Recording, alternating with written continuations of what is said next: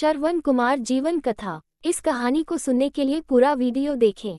Video अच्छा लगे तो लाइक और कमेंट बॉक्स में कमेंट करें, साथ ही चैनल को सब्सक्राइब करें। Thank you. श्रवण कुमार एक पौराणिक चरित्र है।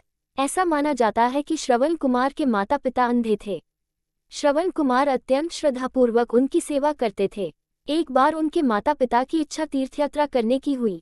श्रवण कुमार ने कांवड़ बनाए और उसमें दोनों को बैठाकर कंधे पर उठाए हुए यात्रा करने लगे। एक दिन वे अयोध्या के समीप वन में पहुंचे। वहां रात्रि के समय माता पिता को प्यास लगी।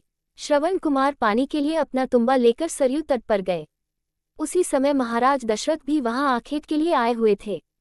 श्रवण कुमार ने जब पानी में अपना तुम्बा डुबोया, दशरथ ने समझा कोई हिरन जल पी रहा है। उन्होंने शब्द भेदी बाण छोड़ दिया। बाण श्रवण कुमार को लगा। दशरथ को दुखी देख मरते हुए श्रवण कुमार ने कहा, मुझे अपनी मृत्यु का दुख नहीं, किंतु माता पिता के लिए बहुत दुख है। आप उन्हें जाकर मेरी मृत्यु का समाचार सुना दे और जल पिलाकर उनकी प्यास शांत करें। दशरथ ने देखा कि श्रवण दिव्य रूप धारण कर विमान में बैठ स्वर्ग को जा रहे हैं। पुत्र का अग्नि संस्कार कर माता पिता ने भी उसी चिता में अग्नि समाधि ली और उत्तम लोक को प्राप्त हुए। कहा जाता है कि राजा दशरथ ने बूढ़े माँ बाप से उनके बेटे को छीना था, इसीलिए राजा दशरथ को भी पुत्र वियोग सहना पड़ा। रामचंद्र जी 14 साल के लिए वनवास को गए। राजा दशरथ यह वियोग नहीं सह पाए, इसीलिए उन्होंने अपने प्राण त्याग दिए। सरवन संस्कृत श्रवण अंधक मुनि के पुत्र हैं। कहते हैं यह अपने अंधे माता पिता को एक बहंगी में बिठाकर तीर्थ यात्रा कराया करते थे। रामायण के अयोध्याकांड में इनकी कथा का उल्लेख है। श्रवण अपने प्यासे माता पिता के पीने के लिए जल किसी जलाशय से लेने गए थे और अयोध्या के राजा दशरथ भी वहां शिकार खेलने गए थे। दशरथ ने समझाने कोई हाथी जल पी रहा है और इसी भ्रम में उन्होंने शब्दभेदी बाण चला दिया, जिससे श्रवण कुमार स्वर्ग से धारे। पुत्र शोकाकुल अंधक मुनि ने शाप दिया, जा राजा, तू भी हमारी ही तरह पुत्र वियोग में तड़प कर प्राण त्याग करेगा। फलत श्रीराम के वनगमन के पश्चात दशरथ हा राम कहते मरे थे। श्रवण कुमार नाटक प्रसिद्ध है, जिसे महात्मा गांधी ने भी देखा था और उन्हें इससे माता पिता की भक्ति की शिक्षा भी मिली थी। वाल्मीकि रामायण में केवल तापस कुमार मिलता है, अंधक मुनि का नाम नहीं है। श्रवण बाल्यकाल में शब्दभेदी बाण चलाने में नैपुष्य प्राप्त कर लेने के कारण राजा दशरथ को बहुत गर्व था। पावस ऋतु में सायंकाल वे धनुष बाण लेकर सरयू के किनारे गए। उनका विचार रात के समय जल पीने के लिए आने वाले किसी वन्य पशु का शिकार करने का था। अचानक पानी की कुछ आवाज सुनकर उन्हें लगा कि हाथी चिंघाड़ रहा है। उन्होंने शिकार के लिए शब्दभेदी बाण का प्रयोग किया। आर्तनाद सुनकर उन्होंने जाना कि बाण किसी मनुष्य का प्राणघातक बना है। पास जाने पर उन्होंने एक तपस्वी को तड़पते देखा, जिसने बतलाया कि वह ऋषि है जो सांसारिकता को त्याग कर अपने अंधे माता पिता की सेवा में रत है तथा उन्हीं के लिए पानी लेने के निमित्त वहां आया था।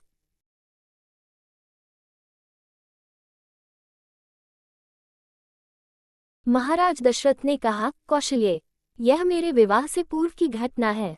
एक दिन संध्या के समय अकस्मात मैं धनुष बाण ले रथ पर सवार हो शिकार के लिए निकल पड़ा।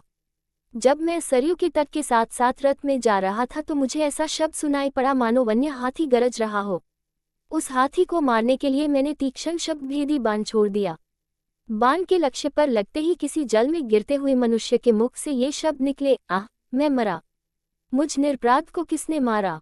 हे पिता, हे माता, अब मेरी मृत्यु के पश्चात तुम लोगों की भी मृत्यु जल के बिना प्यासे ही तड़प तड़प कर हो जाएगी। न जाने किस पापी ने बाण मारकर मेरी और मेरे माता पिता की हत्या कर डाली। इससे मुझे ज्ञात हुआ कि हाथी की गरज सुनना मेरा भ्रम था, वास्तव में वह शब्द जल में डूबते हुए घड़े का था। उन वचनों को सुनकर मेरे हाथ कांपने लगे और मेरे हाथों से धनुष भूमि पर गिर पड़ा। दौड़ता हुआ मैं वहां पर पहुंचा जहां पर वह मनुष्य था। मैंने देखा कि एक वनवासी युवक रक्तरंजित पड़ा है और पास ही एक औंधा घड़ा जल में पड़ा है।